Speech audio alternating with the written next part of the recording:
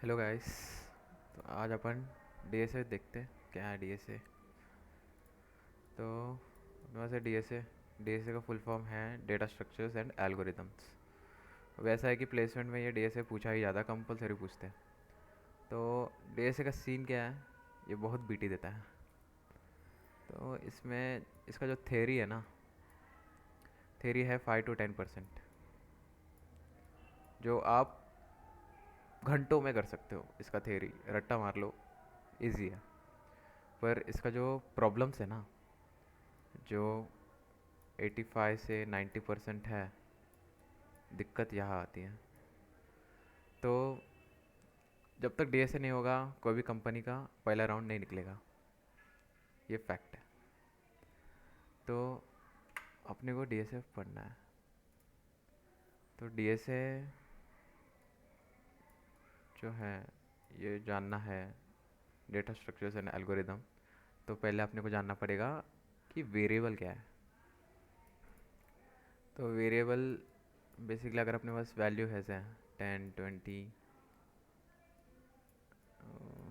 30, 3.5, तो इनको कहीं तो स्टोर करोगे ना। तो जैसे ए बना दिया मैंने, इसको बी बना दिया, इसको इसको जोड़ पड़ते हैं, सी बना दिया, ये पॉइंट है ना। तो ये जो है ना ए, ये है बी और ये सी, इनको बोलते हैं वेरिएबल्स। अभी वेरिएबल्स ऐसा है, अभी समझो अपन ने कपड़ा ख़रीदा। तो अपन ये नहीं करते ना कि कपड़े को जाके किचन में जाके जो भांडी होता है भांडी में रखते हो, नहीं ना। तो कपड़ों को सिमिलर चीज़ों के साथ रखते हो ना। जैसे एक कपड़ा खरीदा है तो उसको बाकी कपड़ों के साथ रखोगे ना। तो उसी में आता है ये इंट, ये पॉइंट है तो ये फ्लोट, डेसिमल है ना। तो ये जो है ना इंट और ये फ्लोट, इसको बोलते हैं डेटा टाइप। तो अभी डेटा टाइप क्या है, तो डेटा टाइप मेनली, ज़्यादा डीप नहीं जाऊँगा इसमें, मेनली दो टाइप है। एक है प्रिमिटिव,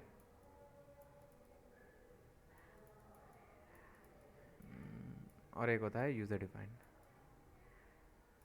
यूज़र डिफाइंड,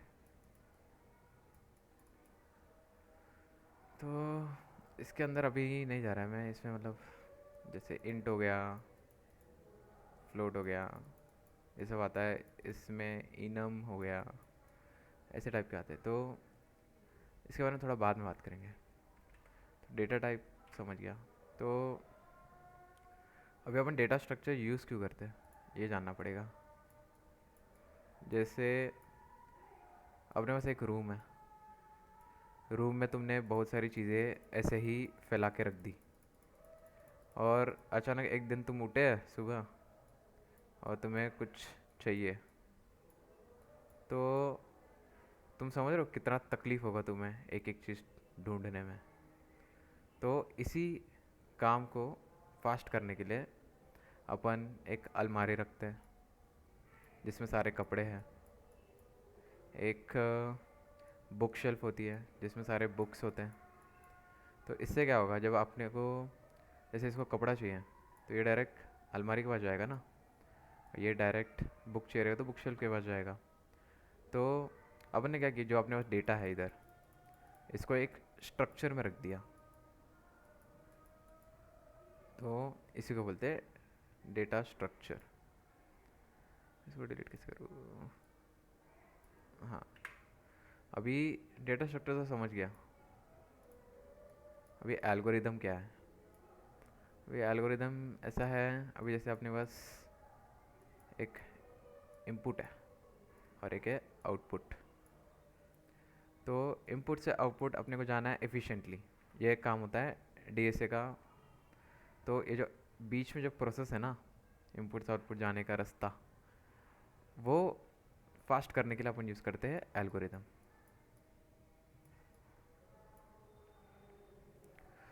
अभी इतना समझ गया। अभी जैसे अभी डेटा स्ट्रक्चर क्या है, मतलब डेटा स्ट्रक्चर कितने पार्ट्स में डिवाइडेड है? तो डेटा स्ट्रक्चर मेनली दो टाइप्स में डिवाइडेड है, एक है लीनियर डेटा स्ट्रक्चर और एक है नॉन लीनियर डेटा स्ट्रक्चर। तो लीनियर डेटा स्ट्रक्चर जिसमें सिर्फ एक ही लेवल होता है, जैसे एरे, लिंक लिस्ट,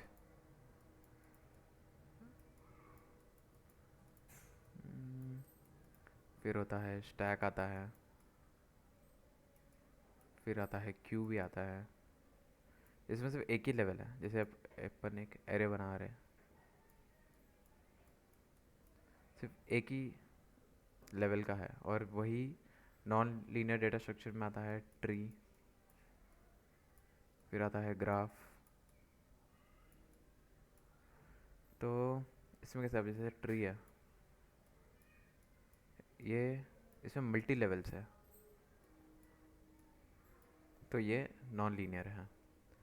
तो ऑब्वियस है कि जो लीनियर होगा वो सॉल्व करने के लिए थोड़ा इजी होगा, और ये जो होगा थोड़ा टफ होगा। तो अभी डीएस से जो है उसमें अपने को मिलने वाला है प्रॉब्लम।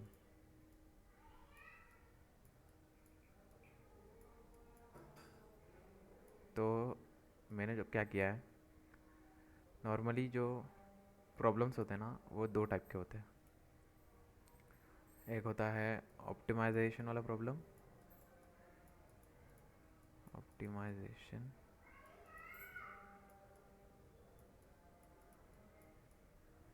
और एक होता है डिसीजन मेकिंग प्रॉब्लम्स। तो ऑप्टिमाइजेशन में मतलब एक एल्गोरिदम है, तो उसको ऑप्टिमाइज करने के लिए बहुत सारे टेक्निक, बहुत सारे एल्गोरिदम्स हैं। पर डिसीजन में या तो ट्रू होगा या तो फॉल्स होगा। तो इसके लिए कोई अपने पास एल्गोरिदम्स एज सच नहीं है। जो भी अपने पास एल्गोरिदम्स है वो ऑप्टिमाइजेशन के लिए है। तो अपने को बस एल्गोरिदम्स तब यूज़ करना है जब अपने को ऑप्टिमाइज करना है।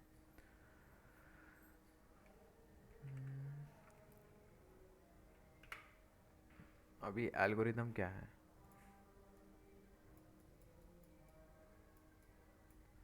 अभी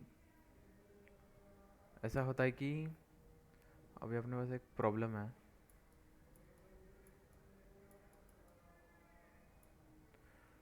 उसको सॉल्व करने के बहुत सारे तरीके हैं। तो ऐसा होता है ना कि तुम्हें पता है कैसे सॉल्व करना है, मतलब तुम्हें तुमने आइडेंटिफाई कर दिया, जैसे कि अभी वो कोई ग्राफ है, तो तुमने आइडेंटिफाई कर लिया कि मेरे को डीएफएस लगाना है, मेरे को बीएफएस लगाना है, मेरे को दिक्चित्र लगाना है।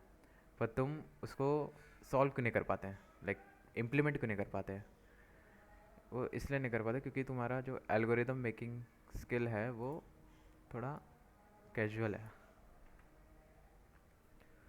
तो जब तक तुम एल्गोरिदम बनाना नहीं सीखोगे ना, अब एक प्रॉब्लम है जैसे एडिशन वाला प्रॉब्लम है। तो उसमें क्या रहेगा, स्टेप वन, दो वेरिएबल लेंगे ए और बी। फिर स्टेप टू क्या रहेगा, ए प्लस बी करेंगे और उसका वैल्यू जो है सी में स्टोर करेंगे। और स्टेप थ्री क्या रहेगा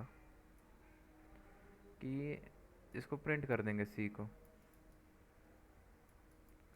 तो जब भी कोई प्रॉब्लम आती है ना, तो उसको प्रॉपरली एकदम मिनिमल स्टेप्स में अपने को डिवाइड करना रहता है, और फिर उसको इम्प्लीमेंट करना होता है।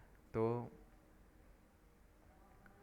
ये जब तक तुम नहीं सीखोगे ना, तब तक तुमसे कोई भी प्रॉब्लम सॉल्व नहीं होगा।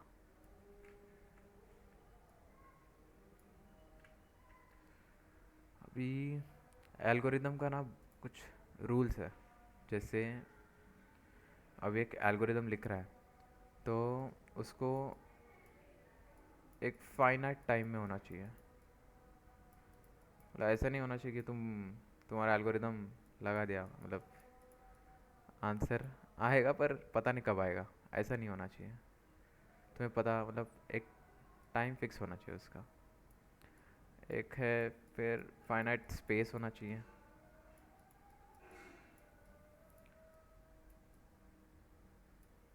मतलब वो उसको कितना स्पेस चाहिए, अभी जैसे इंटीजर है तो अपने को पता है ना कि वो 2 ही बाइट लेगा, तो एक श्योरिटी है ना अपने को।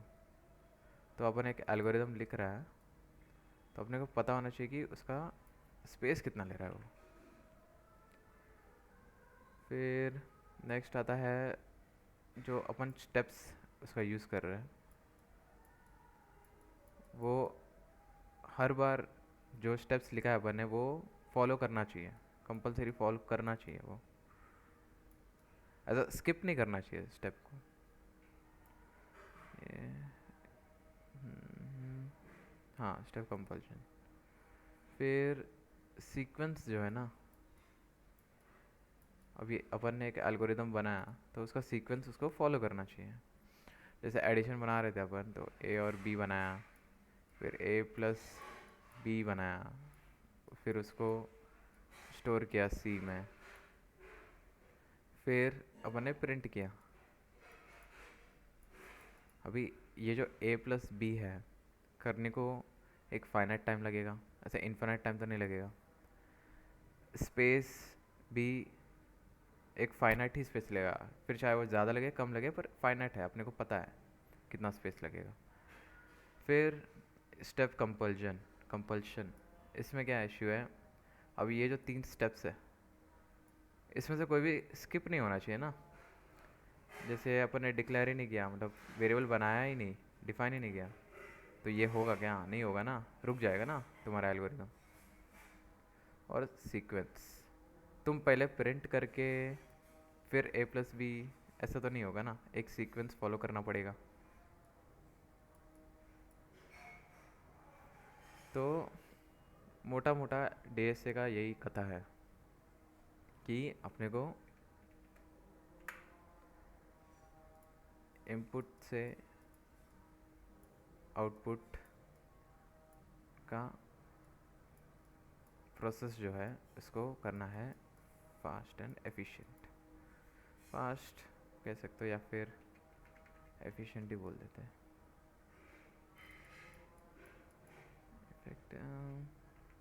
एफिशिएंट। अब ये होता कैसे है, जैसे अपने पास बहुत सारे इनपुट है और बहुत सारे, अभी जैसे अपन वो ले रहे थे डिसीजन वाला, तो इसमें अपने पास 2 ही है ना।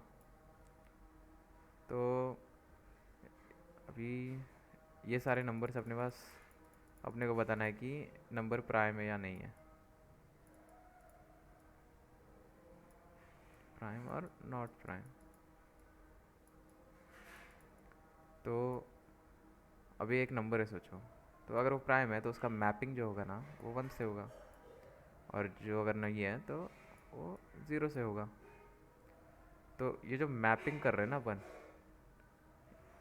ये मैपिंग के प्रोसेस को ही एल्गोरिदम डिज़ाइन करना बोलते हैं। अभी इस एल्गोरिदम के अंदर अपना दिमाग लगाना है कि अपन कौन सा डेटा स्ट्रक्चर यूज़ करके एल्गोरिदम बना रहे हैं। आई होप सबको समझा। सो इतना ही है आज, और थोड़ा देखते हैं, चलो बाय।